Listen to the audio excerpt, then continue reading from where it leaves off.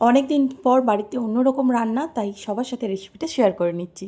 আজ করবো আমি নিরামিষ এঁচোড়। তাই এঁচোড়টাকে কেটে ভালো করে ভাপিয়ে নিয়েছি, আর আলুগুলো ডুমো ডুমো করে কেটে নিয়েছি। যেহেতু নিরামিষ এঁচোড় তাই পেঁয়াজ রসুনের কোনো ব্যবহার করছি না। আদা, জিরে আর কাঁচা লঙ্কা, ব্যাস রান্নার প্রসেসে চলে যাচ্ছি। প্রথমেই আমি গরম করে নিচ্ছি কড়াইটা ভালো করে গরম করে নিয়ে এর মধ্যে দিয়ে দিচ্ছি আমি সর্ষের তেল। এরপর আলুগুলো দিয়ে নুন হলুদ দিয়ে ভালোভাবে ভেজে নিচ্ছি। আলুগুলো ভালো করে ভাজা হতে থাক, ততক্ষণ আমি বানিয়ে নিই মশলার পেস্টটা। আলুগুলো নাড়াচাড়া করে ভেজে এটাকে ঢাকনা দিয়ে ঢেকে দিলাম। এবার আমি বানিয়ে নিচ্ছি মশলার পেস্ট।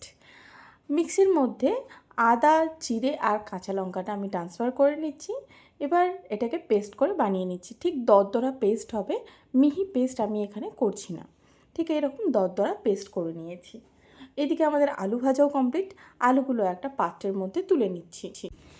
এই নিরামিষ এঁচোড় ভাত দিয়ে খেতে বা রুটি পরোটা দিয়েও দারুণ লাগে। তো আলুগুলো ভেজে নেওয়া হয়ে গেছে। এরপর আমি কড়াইয়ের মধ্যে দিয়ে দিচ্ছি এঁচোড়গুলো। সেম তেলের মধ্যেই আমি ভেজে নিচ্ছি এঁচোড়গুলো ভালো করে নাড়াচাড়া করে একটু লাল লাল করে ভেজে নিয়েছি। এঁচোড়গুলো ভেজে একটা পাত্রে আবার নামিয়ে রেখে দিলাম। এরপর আমি মশলাটা বানিয়ে নেব। আবার আমি কড়াইয়ের মধ্যে অ্যাড করছি কিছুটা পরিমাণ সর্ষের তেল। আমি বেশি তেল এখানে ইউজ করছি না, আর সাদা তেলও ইউজ করছি না। আমি যা করছি সর্ষের তেলেই করছি। সর্ষের তেলে অ্যাকচুয়ালি রান্নাটা ভালো হয়। তো তেলের মধ্যে আমি দিয়ে নিয়েছি গোটা গরম মশলা আর তেজপাতা। এবার দিয়ে নিয়েছি আমি পেস্টটা একটু নাড়াচাড়া করে এর মধ্যে আমি অ্যাড করে দিচ্ছি 1 চামচ পরিমাণ নুন, 1 চামচ পরিমাণ হলুদ গুঁড়ো, 1 চামচ পরিমাণ জিরের গুঁড়ো আর সামান্য একটু ধনের গুঁড়ো। এর মধ্যে টমেটো অ্যাড করা যেত, আমার কাছে টমেটো ছিল না তাই আমি অ্যাড করিনি। আমার রেসিপি থেকে যারা যারা রান্না করছেন তারা কিন্তু টমেটোটা অ্যাড করে দিতে পারেন। এবার এটাকে জল দিয়ে একটা পেস্ট আমি বানিয়ে নিলাম। অ্যাড করে দিচ্ছি আমি কাশ্মীরি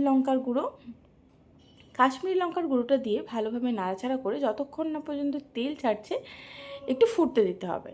ফুটে গেলেই এবার আলু আর এঁচোড়টা এর মধ্যে দিয়ে ভালোভাবে মিশিয়ে নিতে হবে। ভালোভাবে মেশানো হয়ে গেলে এর মধ্যে দিয়ে দিতে হবে জল, পরিমাণ মতন জল এর মধ্যে অ্যাড করে দিচ্ছি। ঠিক যতটা পরিমাণ ঝোল রাখার দরকার ততটা পরিমাণ।